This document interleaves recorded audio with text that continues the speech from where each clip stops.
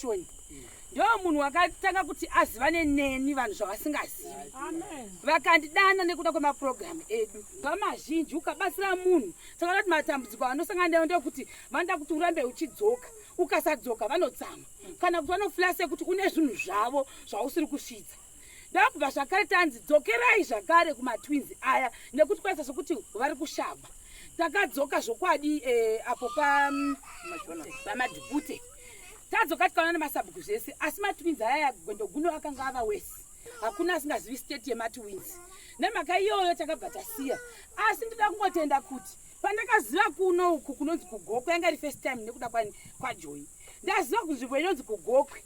Handida kuziva kuti ndichazototowo mugari wemuGokwe nekuda kwekuti ndakaziva nemudzimai arapa. Handizvidi. Ani wematwins? Ini ndiri mai. Alright. Alright. Sara mai wemwana uyu. Vari munin'ina kwandiri. Hai ndonzi Zebra Mutungadza. Pamatwins apa tinongwaidza vana tsano sevanhu vatinoshanda tisi. Saka hatinaidi kumukama wakanyanya uri kuseri but tinoshanda tisi. Hapo. Chona. Komiti ya sabu kuchenda tisi muno ya sabu. Zvinge zviitika tisi tinge tiri pamwe chete. Tenda zvokwadi gogo nasekuru Changamire. Hai ndikasatenda ndibhirida uya. Ndiyewo munhu wamunofanira kunyanya muri ino. Mofanira kutenda murume uyu. Nekuti zvaitika kuti apa pazvabhaja. Tikati ino ndakandauya kuGokwe kuti tiite programu iyi. Ndodini ndakabata masemendi. Handidi zvinhu zvokuzonzi munhu takamupa masemendi. Ekuti aende nawo sekupromisana kwandakaita nevanhu. Kuti mari dzabati pai dzemasemendi ndiri kuenda nadzo kumatwins. Tikati ndoita sei? Video zvokwadi iripo kuna ava vasingabhilivhi. Video matwins achiramba nevamwe vanhu vakazoya semawitness. Tinadzo atidzisi tinodzichengeta. Kuitira mangwana evidence anosafunga kuti vanosarudziwa. Kuti togwa vamwe hazvisizvo. Uyu tatamuselekta nonga makaona tatine 2 mabhirida ne3 maassistants. Saka uyu kuti timuzive ndisekuru Beni awo. Asi kuti sekuru Beni vauye ndisekuru Changamire. Ndobva tati indoda mabhirida maviri. Mabhirida maviri ndobva kwanzi kosha gwani. Kati handisi mugari wemuno. Chitipere muno tisambofamba nevamwe. Ava ndokuya, ava ndovaziva zvangu ava. Ndikati are you sure? Vanozviona. Zvikanzi yes I'm sure. Ndobva tati imimi sekuru Beni chitipere vanhu vamunoshandzana navo. Ndobva ava varikomendewa nevanhu vese kwaChangamire. Kuti iye ari right plus munhu wekuchechi. Ndikavavinga kwamachengere ava. Ndatomboita usimbe ndikati ndingabudawo kwamachengere ndakanyara vedu ndimbozorora. Imi sekuru nambuya chine mota nabhidza vacho. Tatoonawo mukoma Java vasvika. Vatoti ndakasununguka ndodi ndinouya. Kati zvakanaka vatouya kuti titange kwamatwins. Kati zvinhu izvi toita sei handingadzokeri nazvo. Ndo ava pavakati ndina babasara.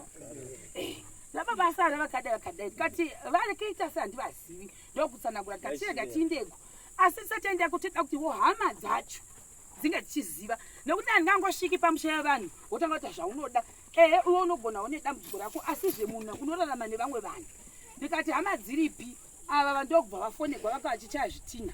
Vakauya nemadhaka avo mavhidhiyo vantori nemadhaka.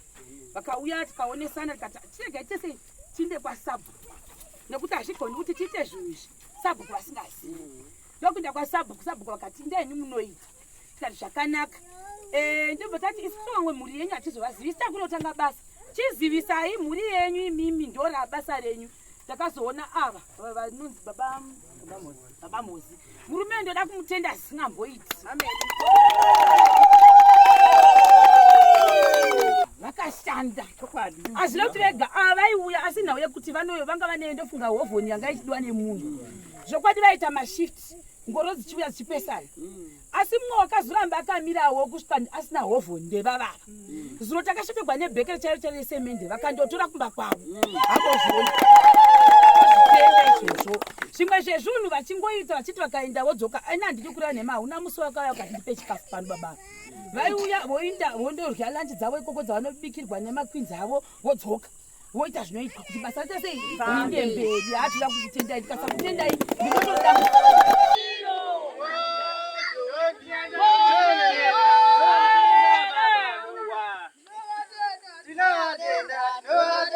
Baba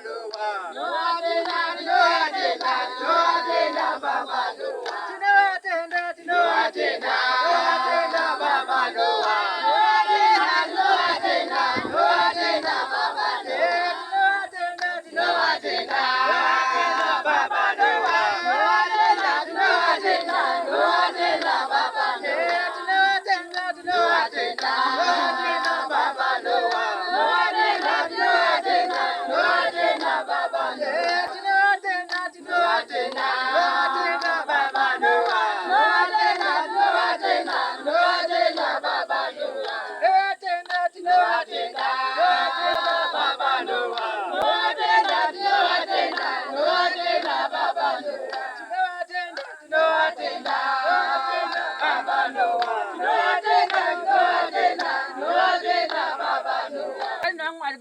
kuti kumashure ukoko toda kutenda zvakare vana vachangamire vapa mhuri ino mufudze wekuti sezvo muri palendi yekuti yakagarisa isingarimwi pamuchadhiga hamuna mufudze hamuna mombe chiisai mufudze chitutu chemufudze chiri kuseri uko vapuwa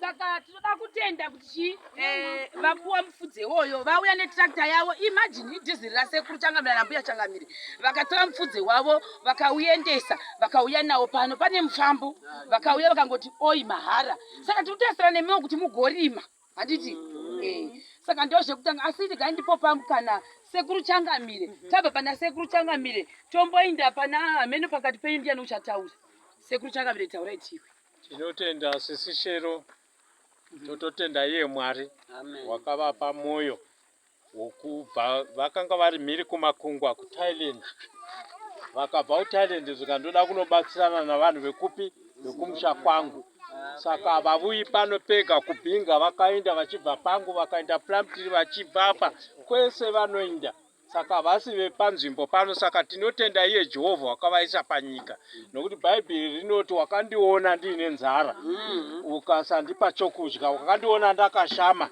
ukasandipfekedza saka tinotenda sisi Shero vanorarama nourema vawana pekudini pekugara hatinozvitenda chaizvo tichitendawo mashamari enzu ose akabata basa iri basa renyu iri zvipo zvenyu zvamaitumira izvi zviri apa zvakatonaka kudarika dzimba dzedu dzatinogara tinotenda vakaita nechido chikuru tinokutendai musarambe muchiitira gokwe yoga kubhinga munodiwa Plumtree kupi kwese Bedbridge muri kudiwa murambe muchiita sisi Shero Mwari achikukomborerai tinokutendai amen chipotaurai baba Tinopa kutenda ndichitenda sisi Shero nemasamari enzawo kuda ndizvo avakabatanawo basa kuti imba iyi ivakwe ndinovatenda nokuti zvinhu takanga tisingazitarisiri zvinhu zvinorema zvamunoona kuti upenyu hunorema asi vauya vakasumudzirawo pakasarira zvinhu vakaita kuti zvinhu zvedu zvidi zviendeke ndisingakangamwi ndichitenda vachangamire vaona kuti musha mutsva waitwa vakaenda paurongwa hwepfumvudza hurumende vakati mupfudze uyo cherai makomba muchiisa mumakomba imomo muchiwana kustati pakuvamba upenyu ndichitenda vaning'ina vangu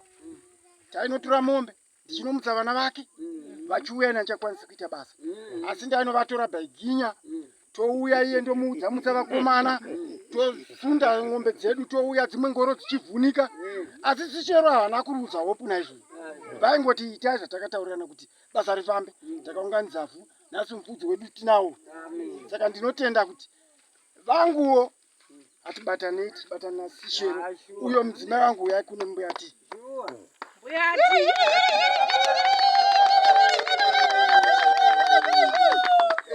ndinovatenda ndakavataurira kuti kwamuka basa pana ndichagari havana kumboita nhauro dzakawanda ndaiuya ndoda kunotora zvandakachitora kumba ndaingowadza ndakutora chakati ndichienda navakomana ndaisiya ndavaudza hatina mbowana kutaura tauro saka izvozvo ndinozvitenda izvo nokuti kana tikabatana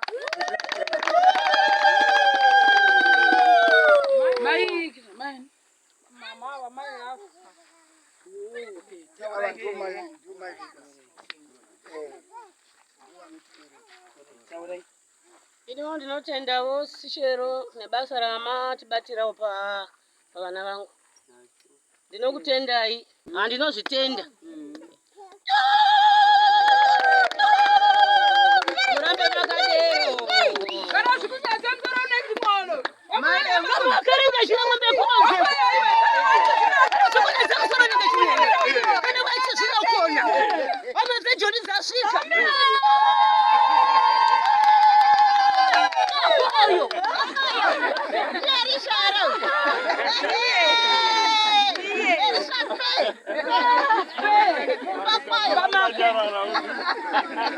chipotaurai gogo chakamire Toda kutenda pamusoro yehama dzangu, toda kutenda mufaro wacho wandinawo wakakurisa. ndiri mumba mangu nababa. Inhau yaindishungurudza ya Elisha. Yaindishungurudza kubva paakakuwara. Saka pese paibatsirwa vanhu ndaingoti kwana dai tanga tambobatsirawo Elisha.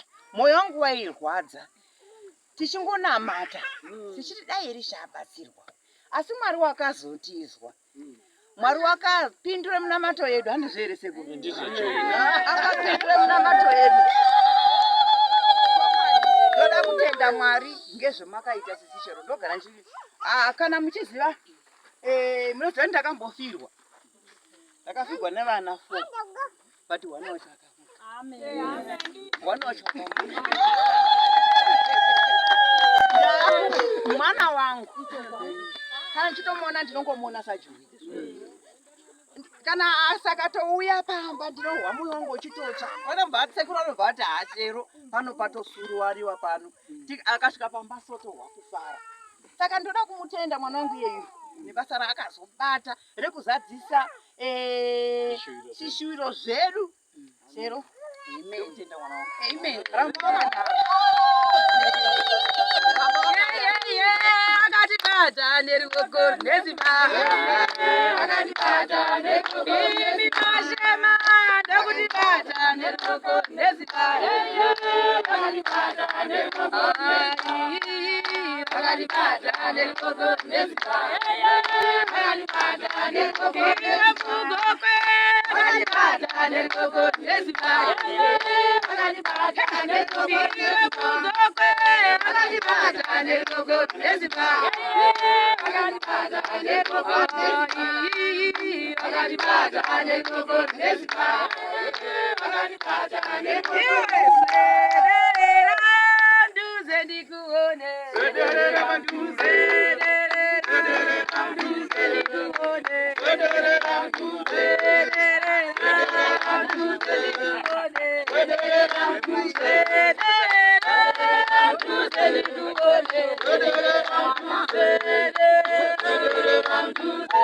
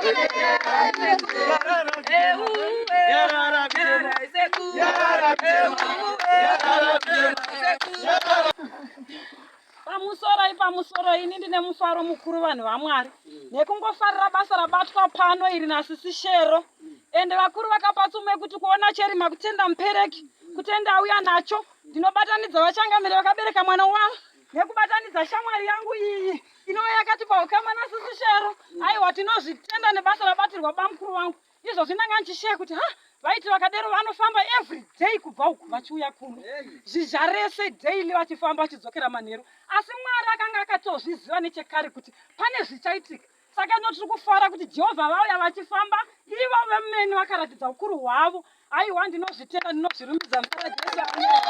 Ora ndida kukutendai mashamarians vose vakabatira kuti basa riende mberi. Ndida kutenda na Sister Sharon zvakaoma vanhu vakadai vachawanikwa mukati menyika ino ende vanhu vachatarisi kwai handingaramwiri sadza une nhamo yake iri panext asi da kutenda na Sister Sharon vakadavira kugokwe takapiwa ropafadzo isu takanamata tikahwikwa naMwari nekuti Sharon akuramba achingodii azviwanikwi kune dzimwe nzvimbo. Ndoda kutenda kuti iye zvino Elisha ane pekugara. Mwari wekudenga Sister Sharon akuropafadzei. Musaitira isu tega vegoko asi murambe muchindira mberi nebasa renyu. Mwari akuitira zvakanaka pamunofamba nemotikari dzinouraya vamwe. Mwari akudzivirirei ave mutyairi mukati memugwagwa. Nyange pese pamunoenda muchiita maprojekti wayo Mwari akuropafadzei. Chandoda kutaura chokutanga ndinoda kutenda Sharon. Ndakanga ndisingafungi kuti mukoma nekuti isi tinongoti mukoma wemurume asi tose tinongoti mukoma. Ndakanga ndisingafungi kuti mukoma achazogara cheya pamba pake achiti woparwa zvepangu. Pamwe paimbosangana neurwere chi asi tainamanda kuti nhaye Mwari achazodii iye asina musha. Asi Shero Mwari akangovaburutsa kungoti pagokwe pano ndokuovakira mukoma. Ende zvandifadza kuti maisara vaisigwa mufudze changamira. Havachaiti kunotsvaka richo kwavanhingi kuti nai vanhingi nditsvake maricho. Pfungwa dzavo dzave pamunda pavo nepamba pavo vachishaina imba yavo.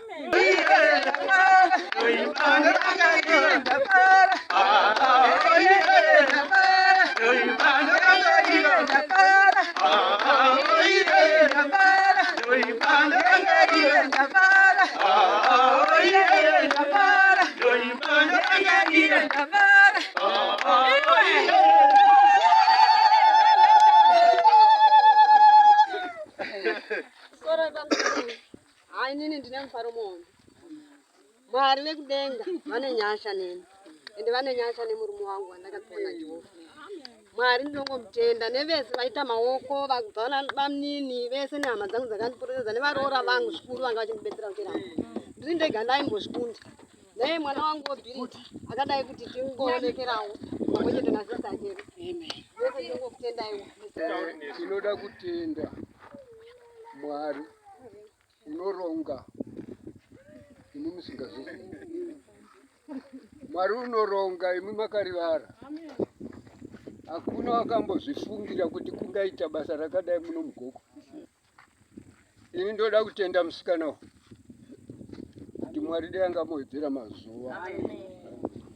Nokuti basa raanoita rakakura. Dai Mwari angamuwedzera mazuva. Tiri muno mugokwe ndofunga mukomana uyu haabvi pamwoyo pangu kubva rakuvara. Ndikambozama chaizvo kuti ndimunyorese nezvenyika kuti ahore zvikaramba. Zita rake ndaribvi mumusha mangu.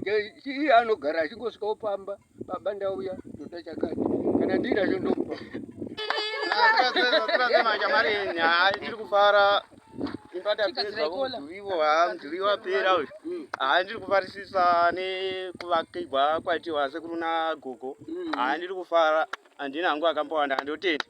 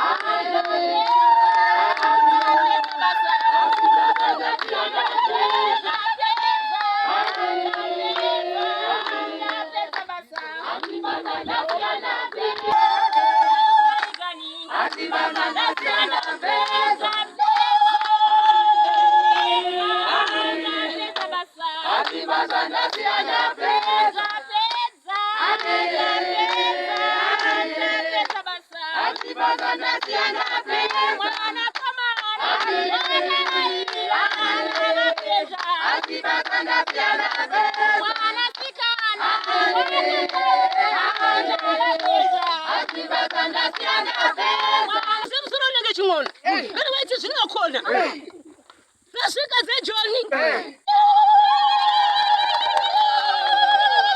kama ukarika chirangwa mekurodzeko chokwadi